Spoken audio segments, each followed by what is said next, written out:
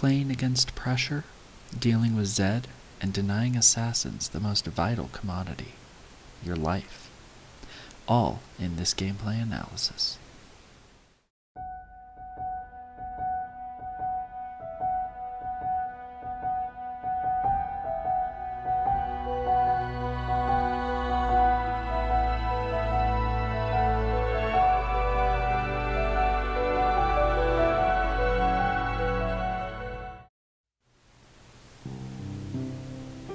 Hello everyone, Pippin254 here.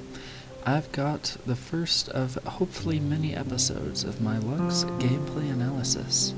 I'm hoping that every couple of days, hopefully at least once a week, I'll be able to bring you some gameplay of Lux where I break down every single mechanic I can find in that game regarding Lux. Be it from how to properly leash a blue buff, to dealing with specific champion matchups, to breakdowns of how I got a kill, how I died, how I escaped from a fight, or how I died in a fight. This is not just going to show the good things, it's also going to show the bad. It's going to show the messy, it's going to show the unrefined. Some of the best teaching methods are through mistakes, and I'm not going to lie, I'm rusty. I'm really rusty. There are some good moments, there are some bad moments, but every moment is a learning experience, and I think that's the most important thing about these videos, is you're not going to see challenger level gameplay. I am not challenger level in the slightest. But I am still a player of League of Legends, and I've played a lot of Lux in my lifetime, so I'm hoping to show some of that in my gameplay for the channel. Hopefully give me a little bit more uploading ability, if that makes sense. So today's analysis is going to be on the Lux vs Zed matchup and the games surrounding it. Now, Lux vs Zed is frustrating, and we're going to dive into a couple of specific scenarios where Zed does well, I do horribly. I do well, Zed does horribly. But this is probably one of the hardest matches for Lux, bar probably Yasuo, or someone that can really outpoke her, like maybe Zoe. But Zed is one of those banes for Lux, mostly because he's an energy champion, and you're going to expend a lot of mana trying to harass him. But there are a couple of things you can do to help solidify that gameplay of yours. Zed's basic harass combo is to use his shadow to gain distance and throw shurikens at you. You need to dodge these shurikens. Here I do, and I'm able to push him out with a couple of basic attacks. Since it's still early game, I'm a little more focused on farming, but honestly, I should have harassed him a lot more here. I probably could have forced him out of lane. Let's look at a scenario where I don't dodge the two shurikens. Most Zeds carry electrocute, so if he hits a shadow slash and two shurikens, I'm in for a lot of pain. Kinda like here. Half my health is gone, and I think the only thing that saves me is the light bind. Now Zed does try to flash and get me, but he is just out of range of that shadow slash and misses the shuriken. This isn't really a good play on my part, but more of a misplay on his. I could have died there if he hit those things. Harassment in a Lux vs Zed matchup is difficult, because if you miss too many skill shots, you're going to run out of mana super fast. And Zed is energy based, so he's not going to feel it at all. One of my favorite ways to bait out harassment is to wait for melee champions to go for caster minions. In this scenario, the moment Zed hits that, I know he's going to be there, I can smack him with a light binding. Thankfully I dodged the second shuriken, meaning I kind of win that trade.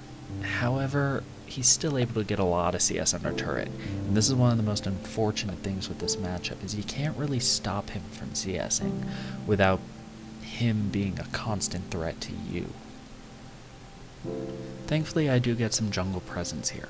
This gank is going to show one of Lux's key mechanics, the Q flash. Firing your light binding and then flashing during the animation.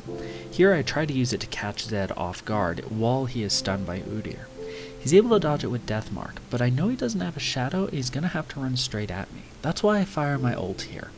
He doesn't really have a way to dodge it unless he wants to kill me, and I know he's going to want that kill. He's an assassin. He needs these kills in order to thrive. If I can deny those, I can deny him a good portion of this game, even if he is up on CS. Here lies one of the many frustrations of the Lux vs Zed matchup. You can't really stop Zed from CSing. Here I'm going to push him under tower, but the problem is, thanks to his passive, which deals bonus magic damage to enemies below 50% health, he's able to safely CS a lot of these. And because he's an AD assassin, he still has a considerable amount of threat against me, especially with his Ignite up.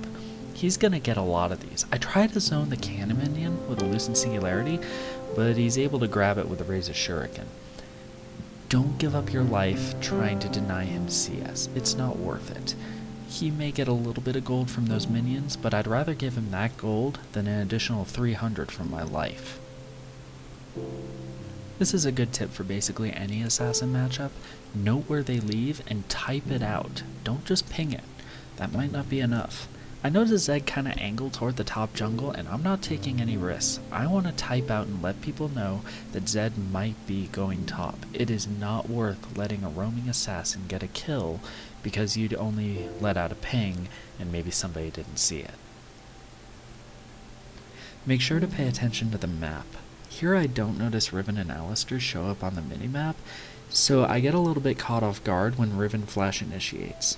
Thankfully I have my summoners up, so I'm able to flash away from the Headbutt Pulverize, and I fire off my combo just to dissuade them from diving me should they stick around.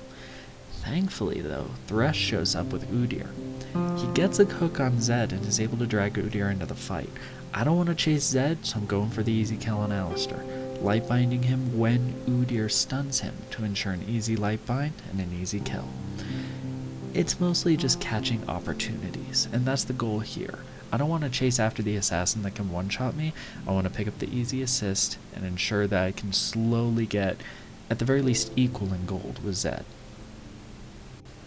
Keep in mind that at this point, Zed has 0 kills. He's going to be desperate for one. Here, he's going to flash initiate on me, and I only have a light bind to work with thanks to my mana reserves. I barrier to buy time and then light bind him once I know his position. He's not able to chase me and the tower picks him up. This is what you can do to assassins when you deny them kills. Yes, you might give up CS, but you can turn their greed for a kill to your advantage. The best time to press your advantage against Zed is again after he uses his shadow. Zed's gonna try to harass me here and miss everything. This is my time to press in. Also look at how he walks between the tower and the wall. This is a free light binding to any champion that does this.